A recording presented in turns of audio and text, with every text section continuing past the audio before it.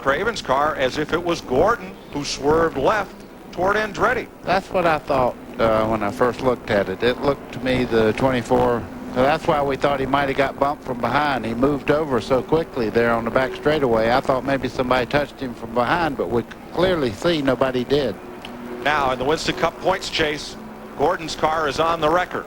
Steve Meal, Jimmy Fennig, and the Roush team trying to get Mark Martin back into this race, because if he can run even a few laps, he'll pick up several positions on the cars that have stopped. I can tell you that's going to take a while, because that was a violent crash over there. When he got into Sterling Marlin, I mean, we didn't have to say a word, just the sound alone. And there's Mark Martin out of the car, talking to his crew.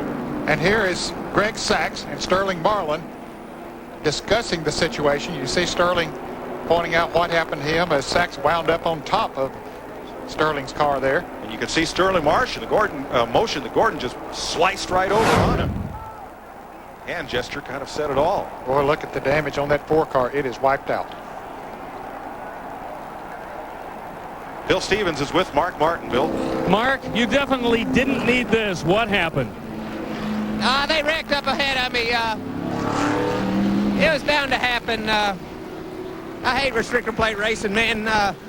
You know, the only way it seemed like we could run was 3 wide and sometimes 4 wide. And actually the drivers had done a great job under the circumstances, but they put us in a bad situation when we have to run 3 wide lap after lap after lap. And you have to. I mean, you can't run 2 wide. The cars are too equal and they're blocked up and there's nowhere to go. So, you know, I was just out there waiting for later on in the race to step on the gas. We had a good car, but not good enough, I guess. They struggled all weekend, and Talladega claims another victim. If you're going to tell me race drivers aren't athletes, you look at Mark Martin standing and talking there, talking to Bill calmly after what happened here. Now, what happens between these 2 cars? You see Gordon there, he just all of a sudden he comes over there and he makes contact with the 98 there of Andretti. I think the back end of Gordon's car got loose, buddy, as it came off of turn 2 and started down the backstretch, and he just sort of had to follow it, and it came down into Andretti. Now, Mark Martin just took this hit.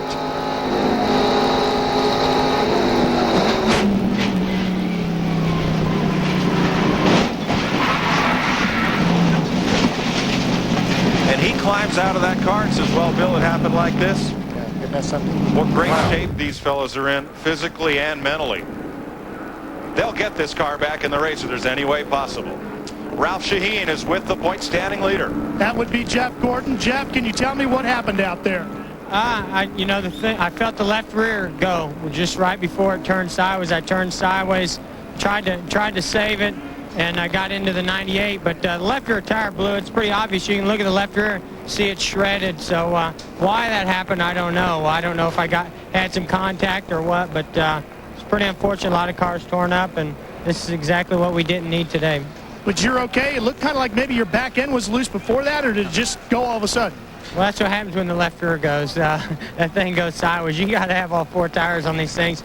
And I felt something get squirrely, and I didn't think it was like somebody hit me, and I tried to gather it up, and I knew right then something was wrong with the left rear. You probably won't be able to see because there's so many cars around me on the tape, but it's pretty obvious when you look at the left rear, it's shredded pretty good, and I'm pretty sure that's what it was.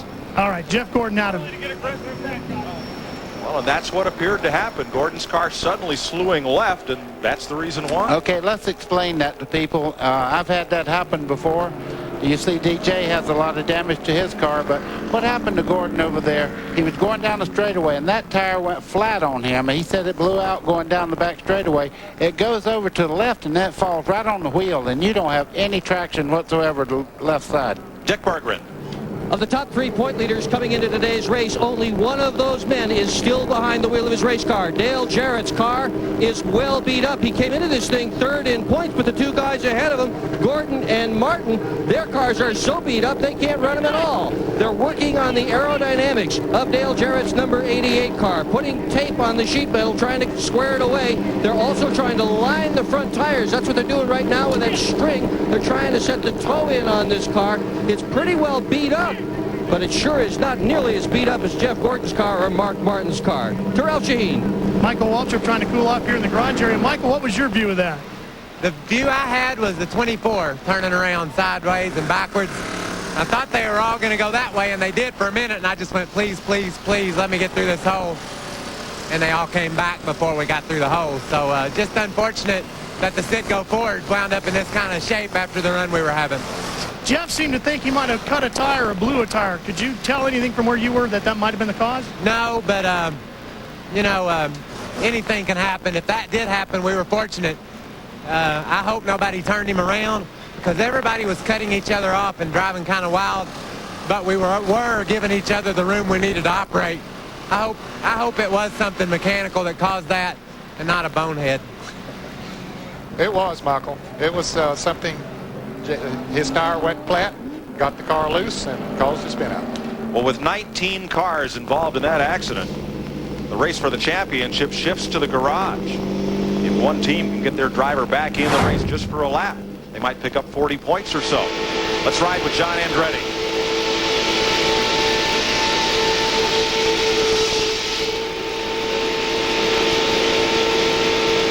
That was when he got hit by Gordon. You saw him look up in the rearview mirror, and he knew that it was going to be a big one back there. Andretti got through it unscathed, and he runs in the 6th position behind Terry Labonte, Morgan Shepherd, and Kenny Schrader. Bobby Labonte, Ricky Craven, John Andretti, and Kyle Petty.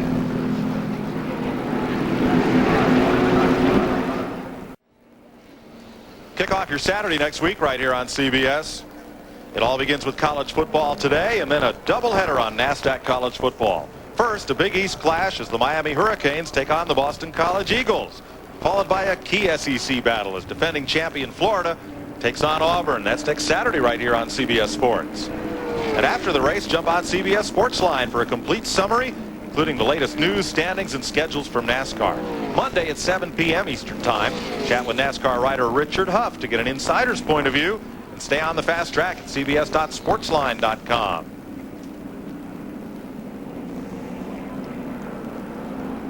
Just a lap or two away from a restart here. Let's go to Dick Bergman.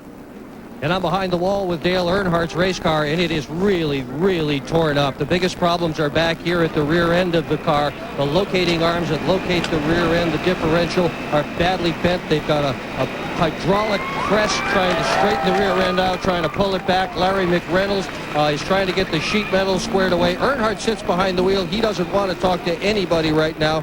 Very distraught. As you can see, just about every crew member is underneath the car. In fact, Earnhardt has come out from behind the wheel, and he has gotten underneath the car to see how bad the damage is. And I'll give you an idea just how bad the damage is as soon as we get off this shot of Dale. I'm going to show you the arm that used to locate the rear end. There it is. That thing is supposed to be straight. That's how hard he hit. You can see how badly bent that is. Now, Earnhardt had finished every single race in 1997 until this one.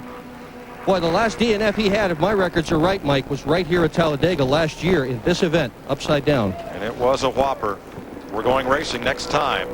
The cars involved in the incident: Earnhardt, Marlin, Martin, Lake Speed, Ricky Rudd, Musgrave, both Waltrips, Darrell and Michael, Jimmy Spencer, Jeff Gordon, the 31 of Mike Skinner, Greg Sachs, Jeremy Mayfield were in it. So was Steve Grissom and Joe Nemechek, Dale Jarrett, Robert Presley, Chad Little, John Andretti, and Jeff Burton. Almost half the field as we go back to green.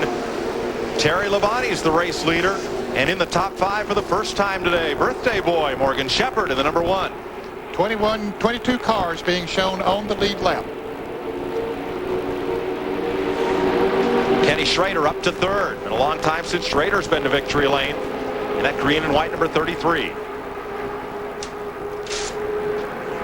1991 Dover, last time Schrader saw the checkered flags wave here in Winston Cup racing. Bobby Labonte sits in 4th in the number 18. Ricky Craven in 5th. John Andretti in 6th, and Kyle Petty up to 7th. Ernie Irvin is 8th. David Green is 9th, and unsponsored Brett Bodine is 10th.